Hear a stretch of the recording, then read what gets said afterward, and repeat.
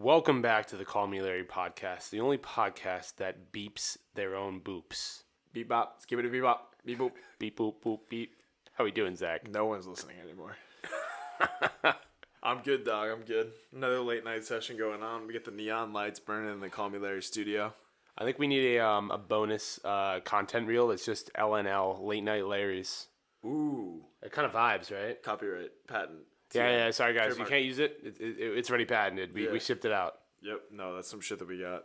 I mean, you're kind of right, but the other thing is that we record most of these in like the middle of the night for whatever reason. It's just whenever we get our shit together.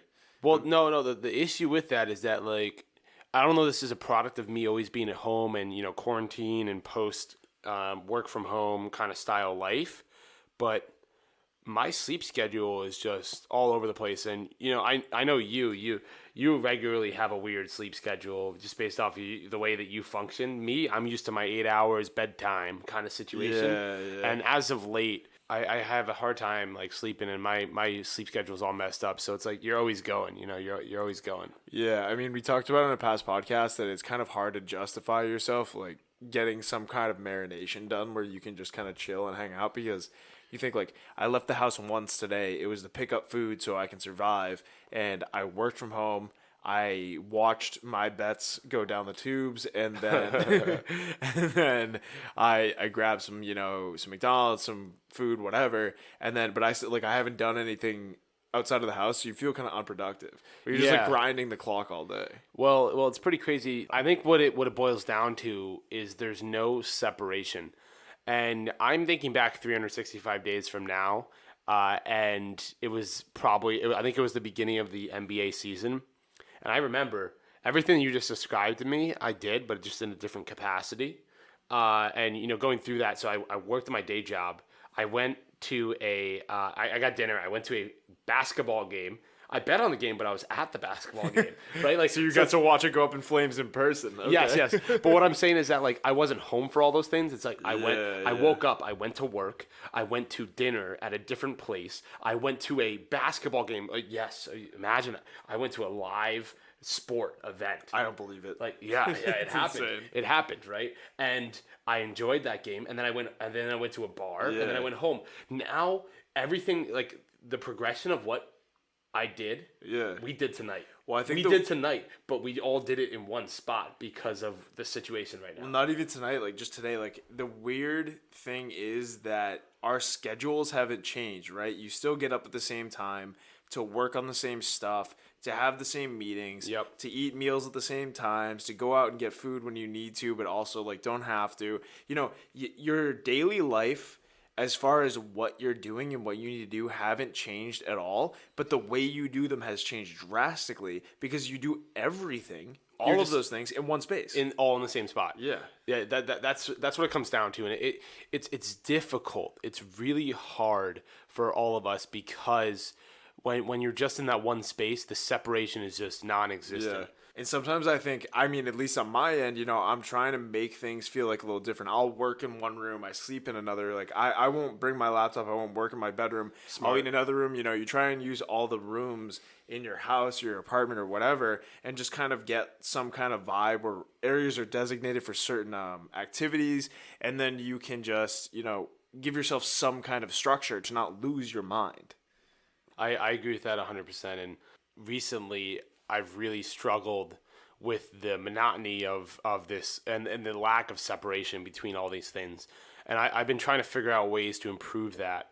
And I just wanted to share a couple, but one of the things I did is I got a aromatherapy set, and I have like bad sinuses. But I got one of those, and they're so cool. Have you ever had one of those? So I actually own one, but I still need to buy the oils for it. I got it for Christmas, and I have not bought the rest of the components that I need. But yeah, they're dope. Yeah, it's super cool. So you like put water in this like basin, and you put a top on it, and it's electronic. Looks like a little volcano kind of. It's like a volcano. Yeah. It reminds me of like a volcano like vaporizer, airizer kind of thing that fills like a bag. But and you add oil to it. And what it does is it spews out like the steam that's like flavored steam, I guess. Like It's or almost scented like steam. it's basically a humidifier with Yeah. essential oils built into it. So you get like you get your eucalyptus and like the calming effects, and you get like a good scent from it rather than just humidify or dehumidifying. It's pretty nice. I've enjoyed it. I like it a lot. It smells great. Yeah. But that being said, I still have some things that I probably should be doing that I'm not. Is there anything that you have as like a daily routine or like bi-daily, weekly, whatever you do to help kind of keep you sane in the fact that you're just always in the same space? Yeah, so my big thing is exercise. I can't claim that I get to it every day because sometimes the workday or just, general, the grind kind of takes over and then I forget and then I don't eat and whatever. But what I really like to do, especially during the summer, was I would go take a walk just randomly. I'd be like, oh, I have an hour between meetings. Like, I don't need to do this. I'm just going to go outside and you can break up the day because you can get away with that from work from home life or go hit the gym or something like that.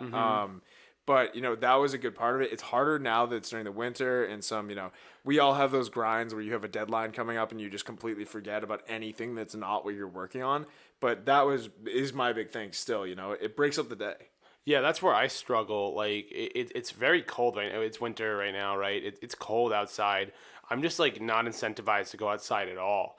And I think you said it before, but like I just don't leave my apartment anymore, other than for necessity. Unless you need survival it's like supplies. I need food. Is like that's the only time I leave, and that's if Uber Eats isn't open. But see, the thing is, I think that the pandemic has made you realize like you don't have to leave your house for anything. At this point in time, the world has changed so much where you can get delivery. You can get people to bring you groceries or any kind of healthy foods. You can take all of your work and all of your meetings online. There are new products that are being invented and being created that are on TV where they're minimizing gyms like for exercise so that you can have them compact and if you live in a small apartment and if you have them at home because obviously exercise like the equipment takes up a ton of Peloton. time. What a couple of brands. The Mirror brand. The Mirror one is the one big Yeah. one I'm thinking of. There's another one. It might be an off brand of the Mirror, but essentially it's a mirror where it has all this digital weight. So rather than just the mirror where you look at it and you work out and do like body weight exercises, it provides you with almost like weightlifting stuff, but it's attached to the wall. It just folds into the wall, so it takes up no space at all. I saw on like regular like sports commercials, like family channels, right?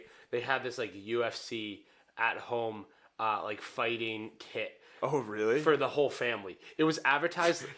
It was like advertised like Wii Sports boxing. Grandma pissing you off at Thanksgiving, take her down with the RKO. Or that's wrestling, but whatever. No, it was no. It was like family. It was like family UFC, like MMA, like punching, like a boxing, family kickboxing. Oh and yeah, boxing. yeah. I have seen the boxing Yeah. bag where it's a It class, seems like right? the new iteration of Wii Yeah. Sports, except you don't throw your remote through the TV and like explode. Like that's like the difference. It's an actual like punching bag. Yeah. But I saw that on like regular TV, and that was pretty cool. But speaking towards like everything moving towards at-home versions of things. Yeah, I mean, there are a lot of products out there now, but it's just kind of revolutionizing stuff. You and I talked a while ago when we were looking at the stock market and stuff about how certain companies are going to start to excel because they're creating products for work at home life. And I just don't think the world is going to ever go back to where it was. Whether you're using hand sanitizer more or you're simply just, you have an exercise bike in your home and there's no need for you to pay for a gym membership and leave the house. I think that as humans we'll always want to be, we're social creatures, right? We're land mammals. We don't belong in the ocean, but we do belong Facts. like together, it's socializing. Jason will never go in the ocean. Not an ocean guy. And there are certain reasons why, companies are going to blow up and it's just going to change the way we live our lives permanently. I think that's already happened. And it is interesting to see. It's something that we're all working out. But yeah, I don't think I agree with you. I don't think everything's going to go back to what it was before. Yeah. But what are some things that maybe you're looking forward to possibly experiencing as COVID regulations get lifted and the vaccines get rolled out a little bit more? Everyone's going to say, I know, travel. But when it comes to like social experiences, is there anything that comes to mind for you? I mean, I'm definitely looking forward to getting back to kind of our old shenanigans where we go out and hit the bars and the clubs and actually see other people without having to stand 6 feet away from them, stuff like that. Obviously, as our listeners know, I'm a big golfer, so that'll be good. But that's more of a warm weather thing. It was still going on during COVID. Yeah. I think for me, and this is kind of a weird one that I think about, is that the work from home life has taught everyone to just cut the bullshit when you're working, when you're with people, to just get things done. Get to the point. Yeah, it's so hard to figure things out over online chats and over the phone, whatever, when you can't just, be together and collaborate in person. And I think that'll be really good for the Productivity. workplace, yeah, Like and productivity as a whole. and just it's like we'll create better things. We'll have better projects, better client meetings. Like everyone has the other thing is everyone has something in common now. We all went through this together as literally a world, like the globe, and so that'll be helpful as far as the workplace goes. Kind of a weird one, but I think it'll be helpful. That's an interesting point that you bring up. I didn't really think about that, but it does seem like for someone personally that works online a lot, and I'm able to do my job completely remotely, I'm fortunate enough to do that, that a lot of things have turned to a lot more productivity focus and cutting through a lot of the bullshit, less office politics and less just general off-topic things. Or when it comes to meetings, being in a meeting and just like leaving or coming back as things are needed, but it's completely acceptable. Yeah. Like people are just a lot more accepting of the situation at hand, and because of that, everyone's a lot more straightforward with things. Well, I think what you just said is one benefit from the pandemic and having work from home life. So anyone listening, if you've ever been in a meeting, all of a sudden I need to use the restroom. I need to go. You got to get up in the middle of the presentation. You got to get up in the middle of like talking. Things are going on. You're trying to collaborate. Over Zoom or over like online meetings. Mute camera. Mute camera. It's black. No one says anything. Block your camera. Mute your video or mute your audio, and you're good to go. Whatever you do, you just shut off the way that they, see or hear you or whatever. Go to the bathroom. Go about your business. Dude, turn it off and go watch the rest of the game. Turn it off and go grab something out of the fridge. Grab some food, whatever. Like, that's one thing that I think is dope because it's so awkward to have to deal with stuff like that in meetings. I've been in meetings where people have been eating really crunchy foods. They've been on their phone. They've really all bad. You're saying in-person meetings. Yeah, which is super, super distracting. You can't mute somebody if they're chewing their chips too loudly in person. Dude, the best thing... You can't just be like the clicker remote, like the mute button from the Adam Sandler movie or whatever. Click. Click. Yeah. You can't just pause. That's the one funny thing about online meetings is that the person running the meeting can just be like, you hear someone's kids running around the background, you hear some mouth noises that you're just not a fan of. And then all of a sudden the person Zach's not running a the meeting, big mouth noise guy. Nah, they freak me out. I don't like it. You're not. I'm not going to cut that out because we're mid-combo. He's giving me the death stare right now. What the listeners don't know is that Jason is a huge fan of a good old lip smack. Oh yeah, and I'm a big mouth guy. I cut it out of every single podcast that you listen to because it's just I'll go to great lengths to fix that. But anyway, like there's so many distractions with in-person meetings, whereas while it's more difficult to collaborate over the internet and remote, it definitely has its perks as far as a little bit of freedom and autonomy. I got a confession. There's one thing that there's one thing I've done when I'm on those meetings that I'm always afraid of. So I wear headphones in my meetings a lot, and they're microphone as well as I can hear people. And I'm always very careful to mute my mic and mute my video or whatever if I'm leaving to go to the bathroom, but I'll keep the headphones in because I live in a small apartment. And I'm always low key afraid that people can hear me if I'm peeing. And so because of that, I'll be at home alone and I just I try to pee silently just in case, even though I know the mic's muted, but I'm afraid. You hit the back of the toilet bowl. I'm afraid in one of these days, I'm gonna mess up. And someone's gonna people are gonna hear me peeing and what's that noise? I'm freak out, immediately stop midstream. It's a waterfall. I stop midstream and I'm pouring my water. Yeah, exactly. Dude, but it's I've had a certain point of anxiety around that where I'm doing those things and continuing about my life while I'm on these meetings and I'm still paying attention, right? But just doing other stuff and being afraid that people can hear me and what's going on here? Have you heard the Trevor Wallace bit about that? No. Peeing during meetings, dude. He has a hilarious bit that he's talked about. That's funny. I've never heard any of that, and I came up with the same. Really? Thing. Yeah. So he talks about that on his podcast, Stiff Socks. I'm sure it's in his stand up too, but obviously we can't go to Trevor Wallace stand up right now. But on Stiff Socks podcast, he talks about how he'll be in meetings with it doesn't matter whoever, but he's obviously at his house, his apartment, wherever he lives. Yeah. And so he'll mute the mic. And because he's one of the leaders of his company, he needs to be, paying attention and participating in the conversation. So he'll have his AirPods in or his headphones in, go to the bathroom, and he'll be peeing. And you can hear it through the mic, right? But everything's muted.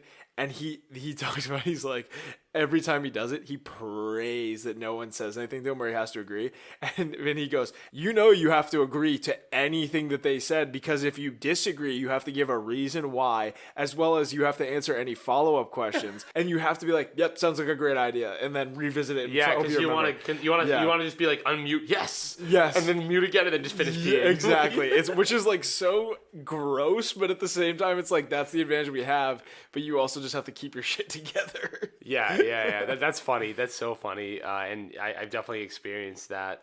Another thing that's come up though with like work from home life for me, especially, and I don't know if this is just me. I just feel so detached from anything that's happening outside my apartment.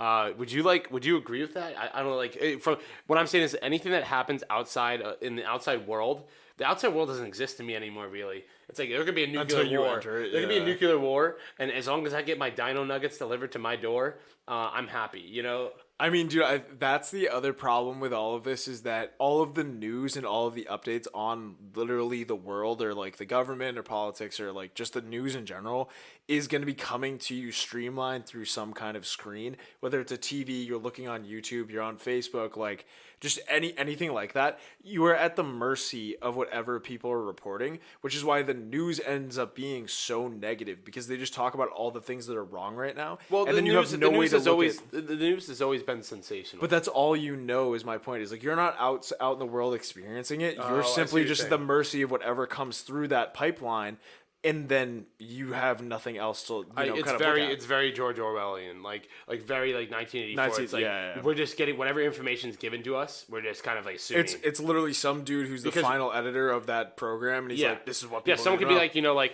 all of New York is on fire, and it's like, unless you live in New York, you're just like, wow, New York's on fire, like whatever it is, right? Or like, like India is overwhelmed with small kittens falling from the sky. It's like, unless I am in India and someone is showing me that's the case, everyone's inside. It's like, okay, I guess this is the reality. Yeah, well, I mean, I think we talked about an earlier episode, like right at the beginning when we started Call Me Larry, but it's, Australia was literally on fire for well over 200 days.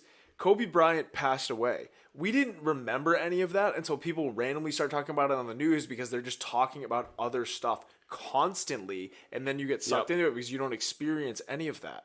Crazy. Almost a year to date. I think we heard it today on our when we were That's watching reminded NBA. me. Yeah, we were watching an NBA game. I think it was Golden State and Golden State Knicks, and this is filmed in like late January, but it was almost a year to date since Kobe had passed, and I completely kind of forgot. With everything else that happened, exactly, it was not on my front. It's like these are such important events that are going to the recesses of our mind, because so much other stuff. And I would argue that it's a lot of negative stuff, just because it's the way the media portrays it, is coming through that pipeline. And that's all you're subjected to. So like you said, the outside world low-key doesn't matter, you're not a part of it anymore until you exit your apartment. You look, you figure that out. You rejoin the world because you're so secluded in your apartment. But here's the thing, Zach. I don't leave my apartment.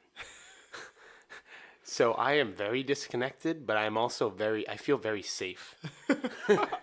I just know my four walls and my apartment and my big TV and my Uber Eats delivery, and I'm happy. Dude, you're like the guy from the first Benchwarmers, where he's scared of the sun. He's not not actually allergic to it. Dude, he's just what scared is of the sun. I haven't seen the sun in like weeks. I don't know. There's this big orb in the sky that apparently keeps our planet alive, but whatever. I know. The sun's good. Sun's good, healthy for you. You need that vitamin D. But I've always been a person that's like very happy just basement dwelling.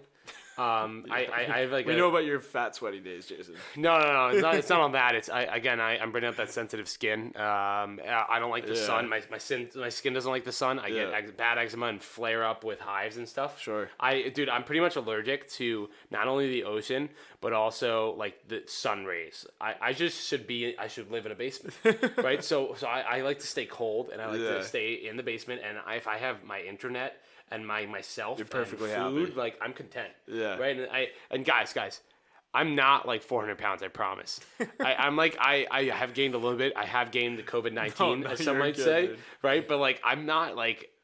I'm not like just a legit like basement dwelling, like lives in his mom's basement, video gaming nerd. Like I do all that, but I also work. I also work. and I do have a girlfriend, which people to this day can't believe.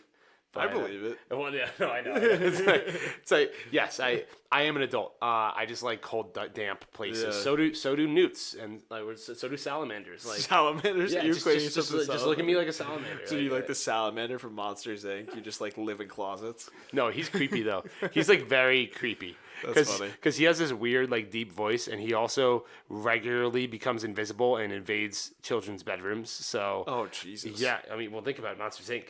He wants children to scream. He literally becomes invisible and makes girls and boys scream.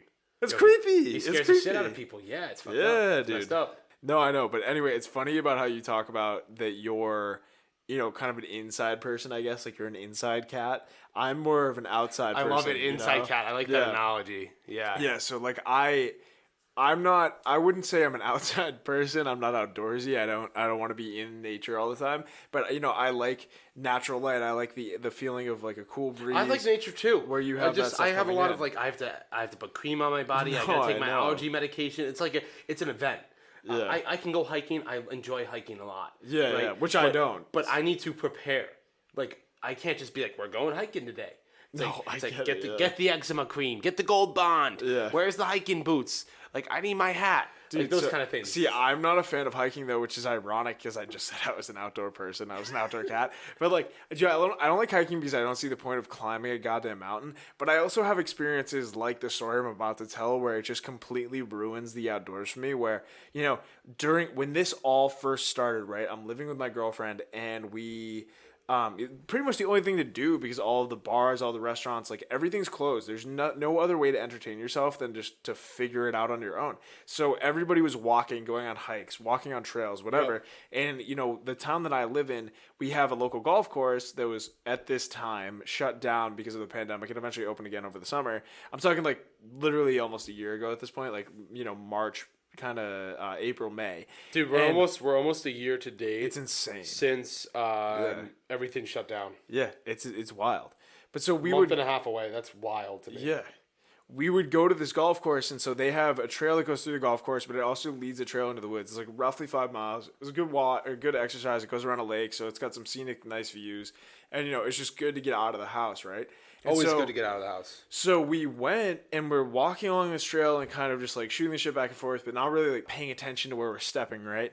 And so all of a sudden, I just put my foot down and I see something move. I see a little wiggle, and we just got a nice big gardener snake. Oh, garden snake? Yeah, like nothing lethal, nothing that was a problem. But I'm not someone who's like, oh, I see snakes every day, so I freak out and I jump and I'm like, oh my god.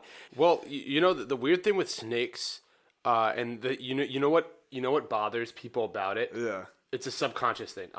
Do you have any ideas of why snakes are a point of people's fear? Like why do they scare people? I mean, for me, I don't want it to bite me, dude. I don't want the poison in my veins. I can understand that. The main reason that snakes in general we don't frighten people is because they somehow move very quickly with no limbs. Yeah, I mean, yeah. Dude, the way that they slither is so unnatural. It's because you can't explain it to yourself. You don't understand it. So think about this, right? And it's again, funny you brought this up. Yeah. Weirdly, I've done research on this because something that's bothered me. I was in my house and I saw a little baby snake in the house and I freaked out. In your house? It was Florida house. Sorry. Oh, okay. I was in still whack. I was in Florida in my grandparents' house. Anything goes down. And I saw such a weird like little snake, and I wasn't like, oh my god, like I wasn't like freaking out, but I was like, that's creepy. Like, why am I so afraid of this baby snake? The thing with it being in your house is like, I don't want to go to bed and then wake up with a snake in my bed the next morning. Like, this freaky. Some people might say that, but I was like, what is mentally? This is what I'm asking myself. It's like, why am I so weirded out by a worm, like a noodle? It's a wild noodle, and yes, in this case, a snake has fangs, right? But it's a wild baby. Noodle might be the title of this episode. That's hilarious. Dude, it's a baby wild noodle, right? Like, if it tried to bite me, it wouldn't pierce my skin. It was so small. But I was like, this still bothers me. Like, right? It's freaky. It's freaky, right? So I looked it up, and it comes down to the fact that the motion of a snake, it doesn't make sense to our brains. It's like, if we noodled on the ground, are we gonna move like that? No. Not But well. a snake somehow not only Yeah. moves but moves very fast Yeah. in noodle form. Like it just waves its way down. noodles it's its like a way around. sideways inflatable Wacky wavable wavable inflatable. Sideways it just spazzes out on the ground. But so if you actually you've watched some scary movies, right? Yeah, I mean, plenty. So, have you ever watched any scary movies where, say, a person moves in an abnormal way? Say they like put their hands Exorcist backwards movies, and like yeah. their Yep. back is cracks and they start crawling at you. Yep. Or The Grudge. There's the girl from The Grudge that crawls on all fours, right? And very like creature like. So the reason that that's so creepy to us is because it's unnatural. It's abnormal. This is not how a human walks. Yeah. But this human or this human-like creature is moving in this way, and therefore it's bad. and therefore it's something's wrong. Okay. It's weird because our brains are subconsciously like, this is weird. Something's wrong here. This is not how I walk, and this is something that should be me, right? I mean, makes sense. Yes. Well, I looked through it. So it's the same thing with snakes, where it's like snakes. Not only do they move in an abnormal fashion, they don't have limbs, yet they can outrun us, slurp us. Like, what is it? Slurp, slurp us, slither. Slither. Have you seen the YouTube video where the guy's wearing like a little snake hat? He's like, "Ooh, I'm a snake. I'm a slithery snake," and it's like, and then that's it. It just leaves. Yeah, I have. But that's the reason why, and this isn't the only reason, right? There's obviously the fear of being harmed by said snake, but the general public fear of snakes, as well as something like spiders, is that it's abnormal. The way that it moves, the way that it functions, It's not like me, is so no thank you. nothing like us, right? Does a little monkey scare you? No. No, It's weird. It's dangerous. a big monkey probably. Well, okay, but that's because it could rip you in pieces. That's but also like true. a little, like a monkey that's the size of this desk right here, that's sitting in front of us, like that monkey could rip our face off. It has in the past. There's been situations of monkeys ripping faces off. I don't know why they do that as chimpanzees, right? But it doesn't, like, monkeys. I think monkeys are cute personally, unless they're a gorilla that's larger than me. But other than that, I'm like, wow, that monkey is comfortable to me. It's comfortable, or if it's smaller, it's like, oh, it's like a little baby, right? That's because it's bipedal and it moves like a human. Bipedal means you walk at 2 feet, right? Yeah. And it moves human like, right? Because of that, I feel comfortable around it. Yeah. When you get to creatures that don't move human like, we get alarms in our head. And that might be because by nature we're trained to surround ourselves with bipedals, and bipedals are how we function. And things that aren't walking on 2 legs probably want to eat us. Yeah. Right? Like back to like caveman status, right? It's like, unless it's a T-Rex, and T-Rex is an exception. I don't even know if there's overlap between humans and T-Rex. I don't think so. No, dude, Ever. there was not. Well, I guess we don't know, but some form of human, or like human I can't descendant. knowledgeably see that. But so. it comes down to a human walks on 2 legs. That's what we know. That's what our bodies are programmed to see other humans as. Yeah. Whereas nature does not. No, I mean, that was right. a very long-winded answer, but Yes. I wanted to explain to you why that people feel that way. Why do people have arachnophobia? Why do people have, I don't know what it's called for snakes, whatever it is, snake something phobia? Yeah. That's why. No, I mean, that makes sense. And we talked about that stuff a while ago regarding just basic human instinct. Like, it's programmed into our brain that we need to, if you're experiencing sleep paralysis, you got to wake up, stuff like that. Where it's just baked into the human DNA, like the genetic code. But anyway, just to dive back into the story, because it is pretty funny, is that so we keep walking, right? So that happens, I freak out, Nicole laughs at me, and she's like, aha, you loser, like, that thing was tiny, whatever. And so we keep walking, and, maybe we make it 100 yards, and then behind us, we just hear more screams. So people are... Oh, God, there's other people coming across the snake. And so the same thing happened. I mean, it was a pretty frequently... Should somebody, used path. remove the snake from the premise at that point? Well, no, dude. We're in the middle of the woods. Like, we're in its territory for sure. It's not a big snake. The thing was like 1.5 feet, 2 feet long. It wasn't gigantic. Okay. So anyway, we make it. We keep going. This thing's like 4 or 5 miles. We get very close to the end. We're about to pop back out onto the golf course. The end of the tunnel is in sight. The light is there. Yeah. We're about to pop back out, and all of a sudden, I just step again, and I feel something under my foot, and I look down. It's wiggling, and I stepped on a snake. right? No, And so thank you. so all of a sudden I like, rather than the scream I gave the first time or the yell I gave the first time, I immediately like freak out because I like, again, I don't understand it. It's touching me. I don't want it, whatever.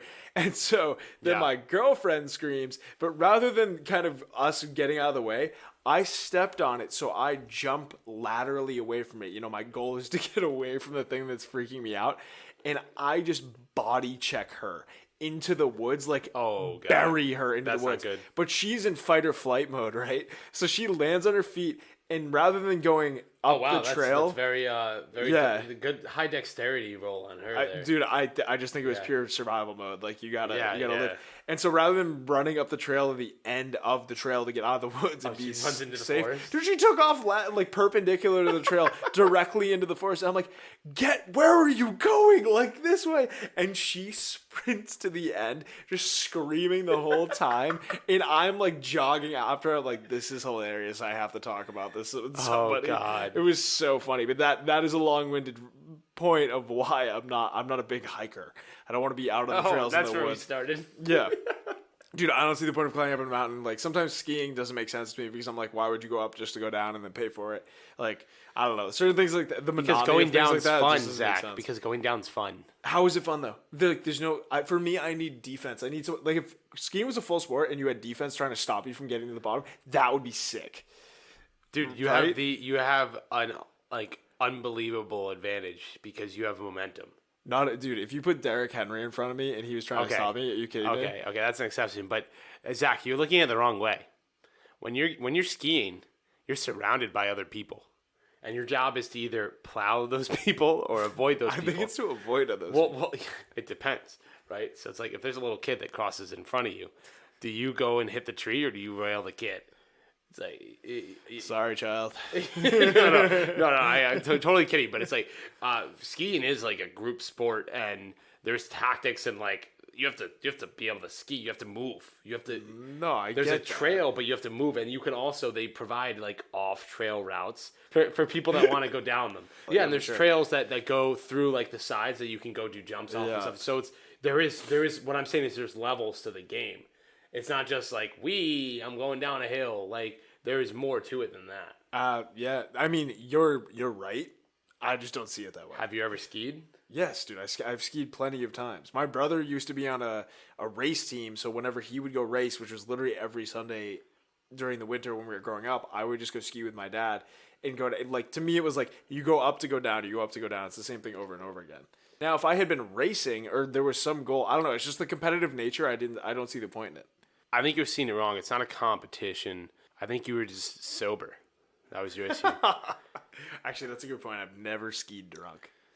Yeah, drinking. well, not drunk, but I don't. I highly Inebriated. recommend that you do not ski drunk. That is dangerous not only to yourself but others around you. But having a beer or two really just adds to the experience, especially when you're with other people that are doing the same thing. What I do, Zach, and what I think that you need to do with me is it's an event together. You get on the ski lift, you rip a beer on the ski lift, you put Post Malone in on your AirPods or your whatever you're okay using, your wired pods in your headset, and you ski down. Yeah. All right. I mean, I see your point. Maybe I've just been going about it the wrong way because I was always going with my family, and I haven't skied in quite some time now. Yeah. But it was never much of a social thing. It's for not me. a family. I've never gone with my family. I've only gone that I can think. I've of only my gone with family. friends, and it's been very enjoyable. I personally don't, I'm not a big ski family. My family doesn't ski, but I've had a blast going with my friends. And I think that now you, will be planning on, meeting up with me at a snowy location, in the near future for us to continue to record our content. We should go for a half day. Like, half day is not even bad. I like the half day action. I'm definitely down to try. Yeah. It's worth it. We'll have a good time. Yeah.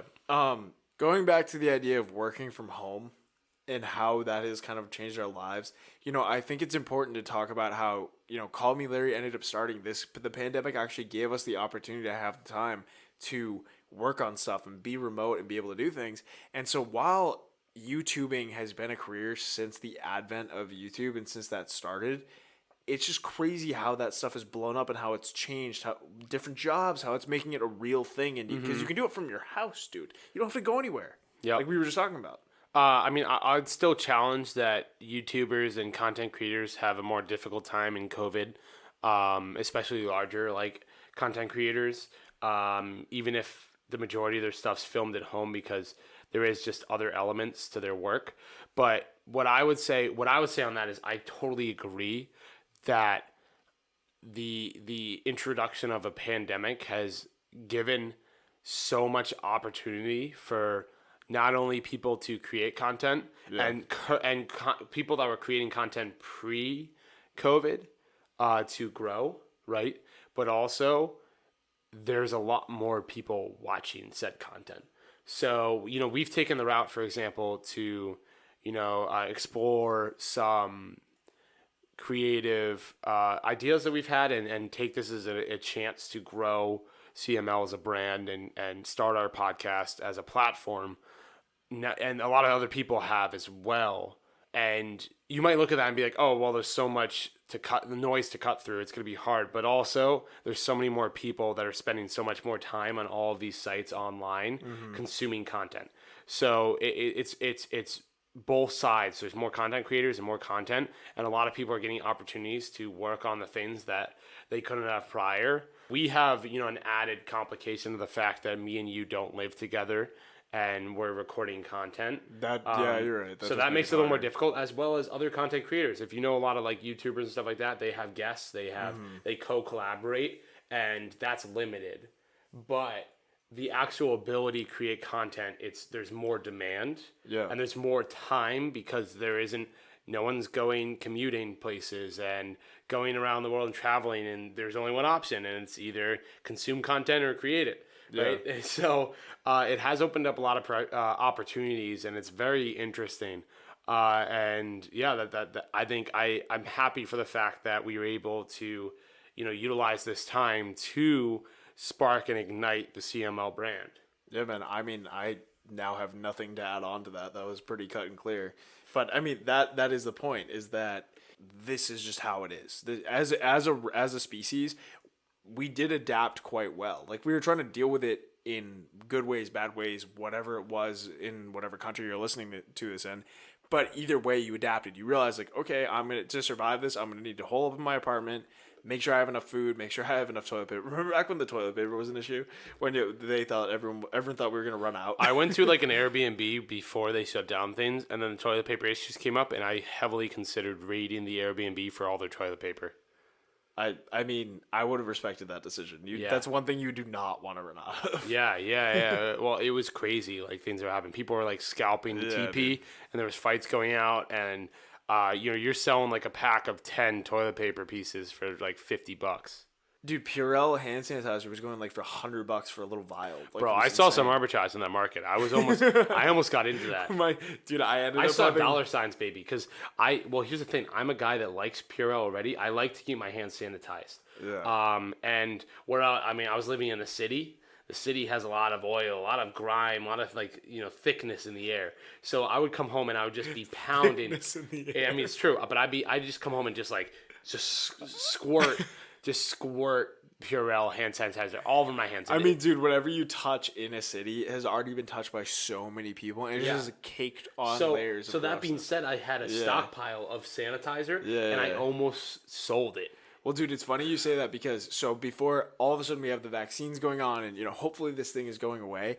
But it's hilarious that you say that because as soon as Purell just disappeared, people bought it all up, and that was the big. It was running for like $30 on Amazon for like a regular container. Yeah, and so all of a sudden you have like all these second name brands, and like we didn't have it for a little while, but now it's back, and it's all these brands that just jumped on the game because Purell couldn't for some reason produce because it just all got bought up, right? And so every time I would see it in the store at the very kind of maybe a couple months ago, like before Christmas and Thanksgiving, I saw it starting to pop back up. And so every time I would see it, I would buy it. And my girlfriend's just like, you have plenty of hand sanitizer. You don't need. I'm like, we're selling this if this goes back. But I was like, this is an investment. Worst case scenario, I just use it eventually. Like, it's not going to go back. Yeah, you're going to use it anyway. Yeah, exactly. Yeah, and so I, at one point in time, had a gigantic thing of Purell. I still do, actually. I have a gigantic thing of Purell, a bunch of like middle-sized ones, and then like a bunch of the smaller ones that I just keep in my car for my own pure personal use. But I would just see them and go, "Yep, buying that. I came in here for cotton swabs, or like Q-tips, but I'm grabbing whatever that is." It's so interesting how commodities become necessities and they also become like currency in times of need. For sure. Right? Like toilet paper became a currency. Yeah, dude, it's like Purell became a currency. it's like the prison markets where cigarettes buy you And things. Like, do you know? I think it was ramen noodles, like noodle packets. I didn't know that. They switched from cigarettes to noodles. Oh, you mean in prison? I thought you meant real life. Oh, no. I was like, sorry. In prison, they switched. Cigarettes were no longer a currency. The cigarettes used to be a currency. yeah, They've moved into ramen noodle packets. really.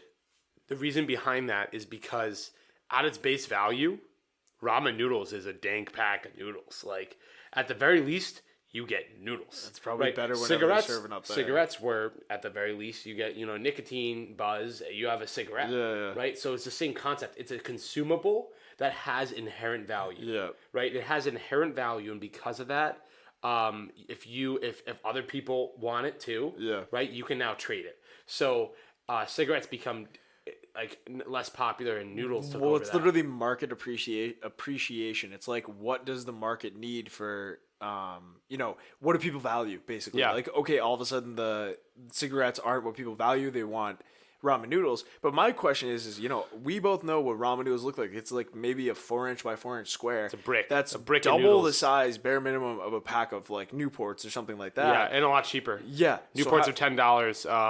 Ramen's $1. No, but so my point is that it's cheaper. So bang for your buck wise, you're gonna get a lot of it, but it's literally double the size. Where are you hiding that? Because you could easily hide like a carton of cigarettes somewhere on your person. Where are you keeping a bunch of packs of ramen? Dude, you'd be impressed. People can fit a lot of things in their body in different locations. Right? Squeeze the cheeks. You gotta squeeze those cheeks tight.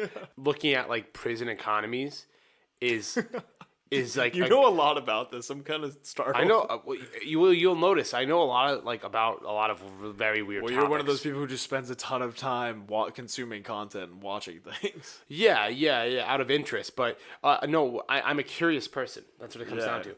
If I see something that doesn't make sense to me, I look it up and I won't stop until I get an answer that satisfies me. So tell us about why prison economies.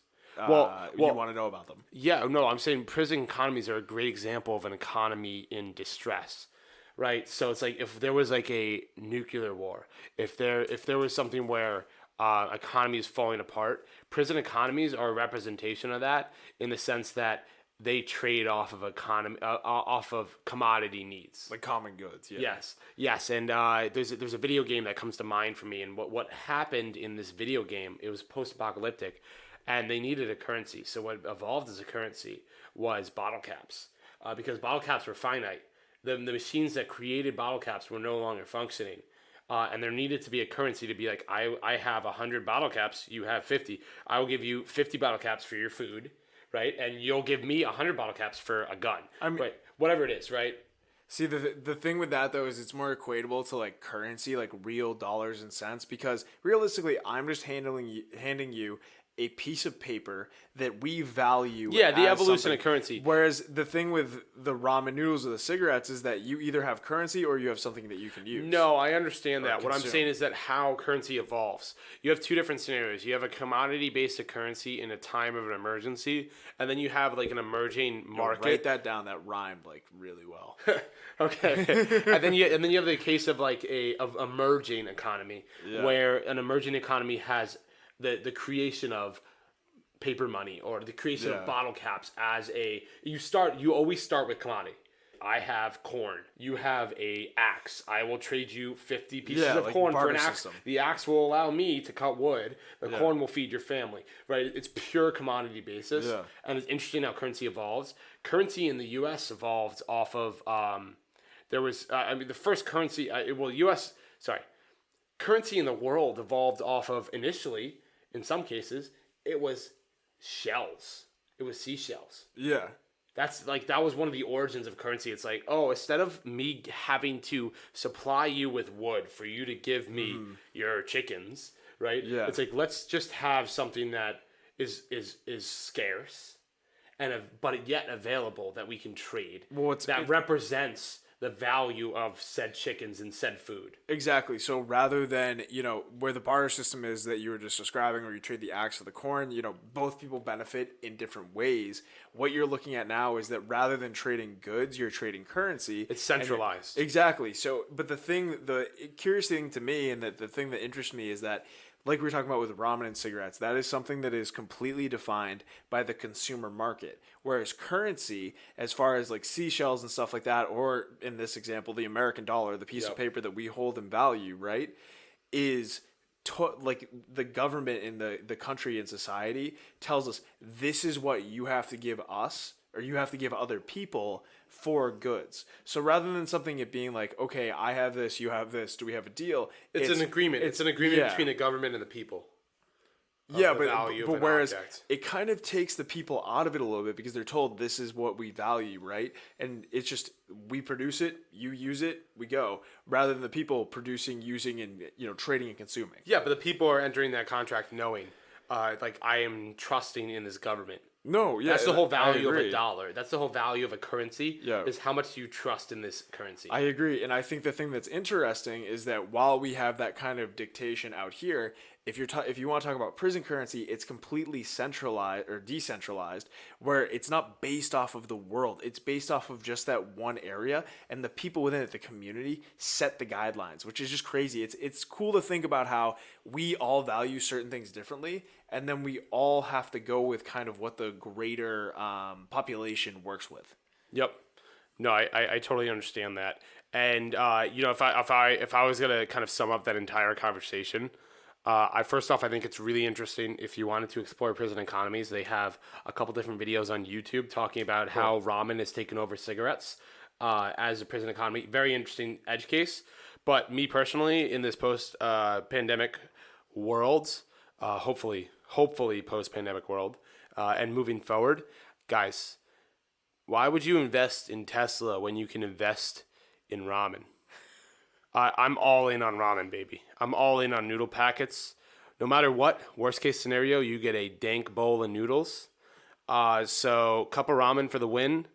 It's been great talking to you guys tonight. We look forward to hearing you in the next podcast. I think that's going to do it for this week. We got to sign off and head to bed, because apparently it's the middle of the night and we don't like to sleep anymore. But we do appreciate you listening. Please like, follow, subscribe wherever you call us Larry from, wherever you listen to podcasts. Give us a follow on Twitter and Instagram at @callmelarry_pod. Again, we appreciate you. Thank you for listening. This has been Call Me Larry. Peace. I'm with the boy money, hopping the whip in the shotty, sipping the liquor like 40, counting the rag like a Saudi, making the money regatti. I'm with the boy Morty, hopping the whip of the shorty, sipping the liquor like 40, counting the racks like a Saudi, making this money regardie, popping the choke of the shotty, getting the shot to the body, calling it a new